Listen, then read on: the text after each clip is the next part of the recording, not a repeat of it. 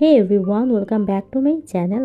আজকের পর্বে আমি আপনাদেরকে তৈরি করে দেখাবো খুবই মজাদার বিকালের একটি নাস্তার রেসিপি, যেটি আপনারা খুবই হ্যাসেল ফ্রিভাবে খুব সহজ ওয়েতে অল্প কিছু ইনগ্রিডিয়েন্ট দিয়ে বানিয়ে ফেলতে পারেন। আজকে আমি আপনাদেরকে তৈরি করে দেখাবো মিনি পকেট শর্মা। নামটা যেরকম ইন্টারেস্টিং, খেতে কিন্তু দুর্দান্ত মজা। বিকালে কিন্তু আমাদের বাচ্চারা নাস্তা খাওয়ার জন্য কিন্তু ছটফট করে, তাই আমরা খুব শর্টকাটে এই নাস্তাটি কিন্তু তাদেরকে বানিয়ে দিতে পারি। তারা কিন্তু অনেক বেশি পছন্দ করবে। তাই চলুন কথা না বাড়িয়ে এই নাস্তাটি বানাতে কী কী লাগছে একটু দেখে নিই। প্রথমেই আমি একটি মিক্সিং বোলে 3 কাপের মতো ভরে ভরে ময়দা নিয়ে নিয়েছি। পরিমাণ মতো একটু লবণ এখানে দিয়ে দিয়েছি। চিনি দিয়ে দিলাম 1 চামচের মতন। 2 চামচের মতো গুঁড়ো দুধ দিয়ে দিয়েছি। ইস্ট দিয়ে দিলাম 2 চামচের মতন। রান্নার রেগুলার তেল দিয়েছি 2 চামচের মতন। এখন ভালো করে ইনগ্রেডিয়েন্টগুলো আমি হাত দিয়ে একটু সময় নিয়ে মেখে নিচ্ছি।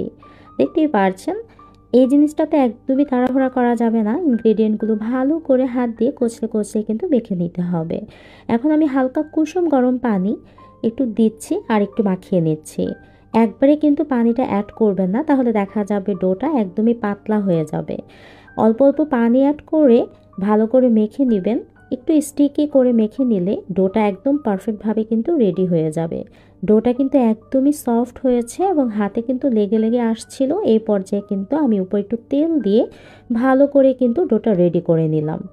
আর এই পর্যায়ে কিন্তু আমি রেস্টে রেখে দিচ্ছি প্রায় 40 মিনিটের জন্য। আর ততক্ষণে পকেট শর্মা স্টাফিংটা তৈরি করার জন্য এখানে আমি চিকেনের বুকের পিস একটু লম্বা লম্বা করে কেটে নিয়েছি। এখানে আমি সসেস আর মিট বল সুন্দর করে পিস পিস করে নিয়েছি। আর এখানে আমি একটু লবণ, গোলমরিচ গুঁড়ো, চিলি ফ্লেক্স, একটু জিরা গুঁড়ো, ধনিয়া গুঁড়ো, একটু গরম মশলা গুঁড়ো নিয়েছি। 1 চামচের মতো সয়া সস নিলাম। 1 চামচের মতো টমেটো সস নিব। আর এখানে 1 চামচের একটু বেশি ওয়েস্টার সস নিচ্ছি। এখন সসগুলোর সাথে মশলাগুলো সবগুলো ইনগ্রেডিয়েন্ট আমি চিকেন, সসেস আর মিটবলের সাথে মিক্স করে নিচ্ছি। আপনারা কিন্তু শুধুই চিকেন এখানে ব্যবহার করতে পারেন, বাট আমি এখানে একটু টেস্ট বাড়ার জন্য সসেস আর মিটবলও কিন্তু দিয়েছি। এরপর আমি এখানে বারবিকিউ মশলা অ্যাড করছি। এটা একদমই অপশনাল। আজকে যেহেতু আমি চিকেনটাকে একদম একটু ভাজা ভাজা করে ভাজবো, সেই জন্য আমি এখানে একটু বারবিকিউ মশলা অ্যাড করছি। এরপরে একটি তাওয়াতে আমি পর্যাপ্ত পরিমাণ তেল নিয়েছি। তেলটা ভালো করে গরম হয়ে আসলে প্রথমেই ম্যারিনেট করা চিকেনগুলো দিয়ে দিচ্ছি। আর চিকেনটাকে কিন্তু আমি অনেকটা সময় নিয়ে একদম ভাজা ভাজা করে পুরা পুরা করার মতো ভেজে নেব। যেহেতু বারবিকিউ মশলা দিয়েছি, তাই বারবিকিউর মতনই ভেজে নেব। তাহলে কিন্তু শর্মার টেস্টটা অনেক গুণ বেড়ে যাবে। দেখতেই পারছেন, আমি একটু সময় নিয়ে সবগুলো সাইডে চিকেনগুলোকে আলাদা আলাদা করে দিয়ে দিচ্ছি, যাতে একটা গায়ে একটা লেগে না যায়। আর এটা একটু সময় নিয়ে মিডিয়াম টু লোতে চুলার আঁচটা রেখে আমরা কিন্তু একদম ভাজা ভাজা করে ভেজে নেব।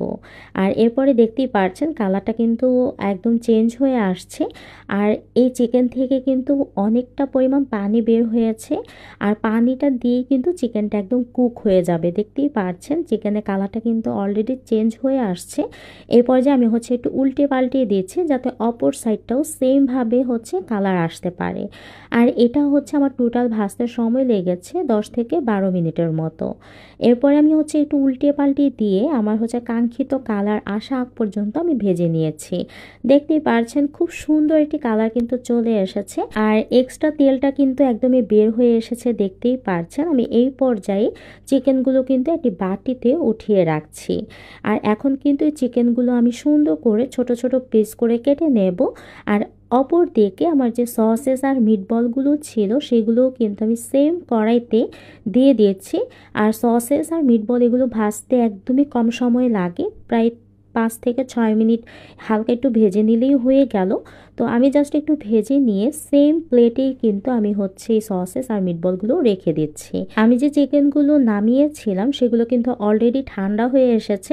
আমি এখন ছোট ছোট কিউব কিউব করে কেটে নিচ্ছি। দেখতেই পারছেন সুন্দর করে এইভাবে কেটে নিয়ে দেখা যাবে অনেকগুলো চিকেনের কোয়ান্টিটিও বেড়ে যাবে। আর আমি সসেস, চিকেন, মিটবল এগুলো কিন্তু একত্রে করে একটা মেয়োনিজ করে এভাবে এভাবে হচ্ছে মেখে এরপরে কিন্তু শর্মার ভেতরে দেব।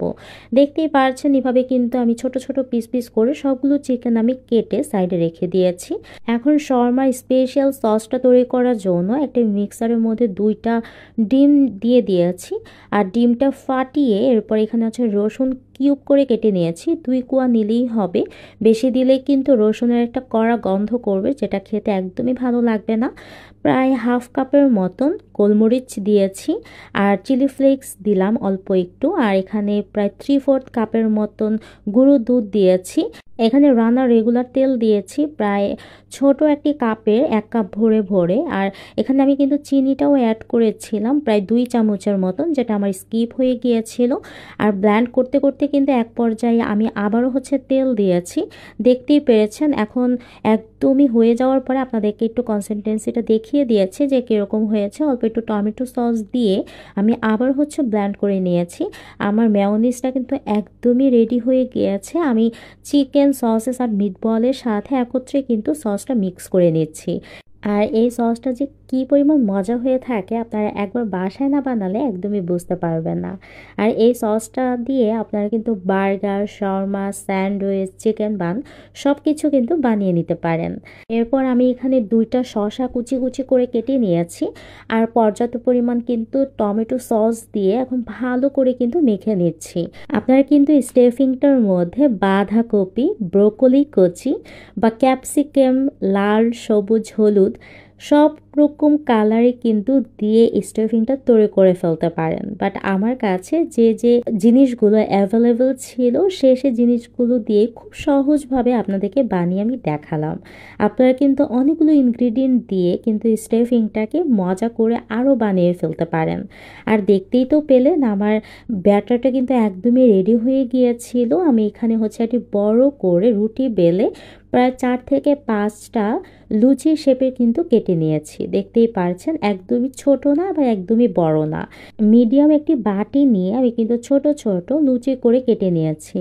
আপনাদেরকে জাস্ট আমি একটু পুরুত্বটা দেখিয়ে দিব। এটা কিন্তু একদমই পাতলা পাতলা করা যাবে না, যেহেতু এটা পকেট শর্মা তাই হচ্ছে এটাকে একটু মোটা রাখতে হবে যাতে ভেতরে আমি হচ্ছে কেটে স্টাফিংটা ভরতে পারি।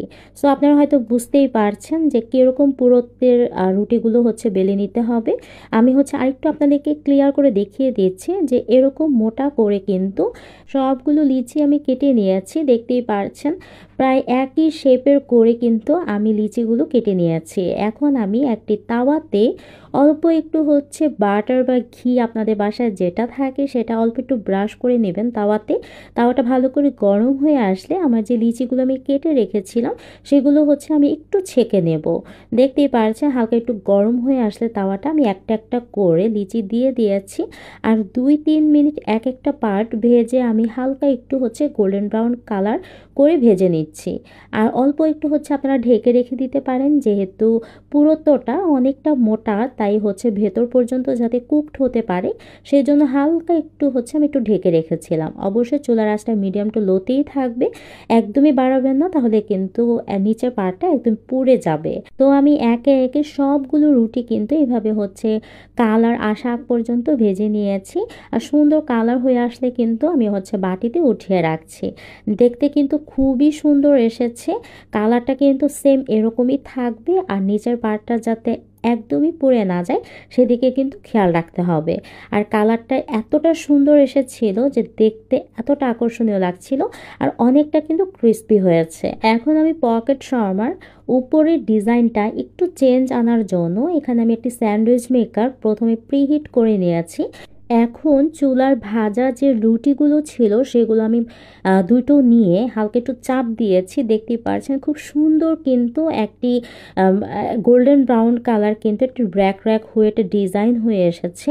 আমি আবার হচ্ছে উল্টোভাবে সেমভাবে আমি হচ্ছে আবারও চাপ দিয়েছি। দেখতে ডিজাইনটা একদমই একটি নেটের ডিজাইনের মতো হয়ে যাবে, যেটা দেখতে এতটা আকর্ষণীয় লাগছিল। এরকম শর্মার উপরে এরকম জিগজ্যাগ বা হচ্ছে এরকম ডিজাইন দেখতে কিন্তু খুবই আকর্ষণীয় লাগে। আর এটা অবশ্যই হচ্ছে আপনারা চুলাতে কখনোই পারবেন না। এটা এরকম স্যান্ডউইচ মেকার থাকলে আপনারা কিন্তু খুব সহজে এরকম ডিজাইন কিন্তু করে ফেলতে পারেন। দেখতে অনেকটা আকর্ষণীয় লাগবে এবং বাচ্চারা কিন্তু একই ডিজাইনের বা একই রকম খাবার কিন্তু একদমই খেতে পছন্দ করে না। তাদের সামনে যদি এরকম ডিফারেন্ট এবং আকর্ষণীয় একটি খাবার তাদের সামনে দেন, তারা কিন্তু খুবই মজা করে খেয়ে ফেলবে। আর সামনে আসছে রোজা, সেই রোজার মধ্যেও কিন্তু আপনারা এরকম মজাদার ইফতারি আইটেমের মধ্যে এই নাস্তাটি রাখতে পারেন। আশা করছি আপনাদের কাছে অনেক বেশি ভালো লাগবে। আর এভাবে আমি দেখতেই পারছেন উপরে অল্প একটু কেটে একটি ছুরির মাধ্যমে ভেতরটা হচ্ছে একটু কেটে নিচ্ছি, যেটা দেখতে ভেতরটা একদমই পকেট শেপের হয়ে যাবে। আর ভেতরে কিন্তু পর্যাপ্ত পরিমাণ জায়গা আছে, দেখতেই পারছেন। আমি একটা একটা করে সবগুলো এভাবে হচ্ছে আমি কেটে নিয়েছি। আপনারা যখন এই বানটা হচ্ছে এভাবে মাঝখান দিয়ে ছুরি দিয়ে কেটে নেবেন, তখন কিন্তু একটু সাবধানতার মাধ্যমে কেটে নেবেন, যাতে জিনিসটা যেহেতু অনেকটা পাতলা একদমই যাতে ছিঁড়ে না যায়, তাহলে দেখা যাবে স্টাফিংটা ভরার সময় কিন্তু বের হয়ে আসবে, দেখতে কিন্তু অতটা ভালো লাগবে না। আমি কিন্তু সবগুলো বান সুন্দর করে কেটে নিয়েছি। এখন ভেতরে পর্যাপ্ত পরিমাণ টমেটো সস দিয়ে যে স্টাফিংটা রেডি করেছে সেটা কিন্তু একদমই ভরপুরভাবে কিন্তু দিয়ে দিয়েছি। দেখতেই পারছেন একদম ঠেসে ঠেসে চিকেন দিয়ে দিলে যখন কামড়ে কামড়ে চিকেন মুখে পড়বে তখন কিন্তু খুবই ভালো লাগবে। আর যেহেতু শসা দিয়েছি, গাজরও আপনারা এখানে দিতে পারেন, তখন আরও বেশি কালারফুল লাগবে। আমার যেহেতু বাসায় গাজর ছিল না, তাই আমি গাজরটা স্কিপ করেছি। অবশ্যই আপনারা যখন বিভিন্ন রকমের এখানে গাজর, ক্যাপসিকাম, ব্রোকলি আপনারা যদি অ্যাড করেন, তাহলে কিন্তু দেখতে খুবই কালারফুল লাগবে। আর অবশ্যই আপনারা কিন্তু ক্যাপসিকামটা ইউজ করতে পারেন। ক্যাপসিকামের টেস্টটা দিলে কিন্তু পুরের টেস্টটা দ্বিগুণ পরিমাণে বেড়ে যাবে। এখানে আমি হচ্ছে একটা একটা করে এভাবে পকেট শর্মা বানিয়ে নিয়েছি। আর এভাবে সবগুলো পকেট শর্মা বানানোর পরে আমি লাস্টে হচ্ছে একটু টমেটো সস দিয়ে সার্ভ করছি। আমার বাচ্চারা কিন্তু এটা খুবই পছন্দ করে থাকে আমার হাতে যখন খুবই কম সময় থাকে, এবং বাচ্চারা যদি নাস্তা খেতে চায় তখন কিন্তু আমি চটজলদি এই নাস্তাটি বানিয়ে দিয়ে থাকি। রেসিপিটি যদি ভালো লেগে থাকে তাহলে আমার চ্যানেলটিকে সাবস্ক্রাইব করে বেল বাটনটা অন করে দিবেন। আজকে এই পর্যন্ত বিদায় নিচ্ছি।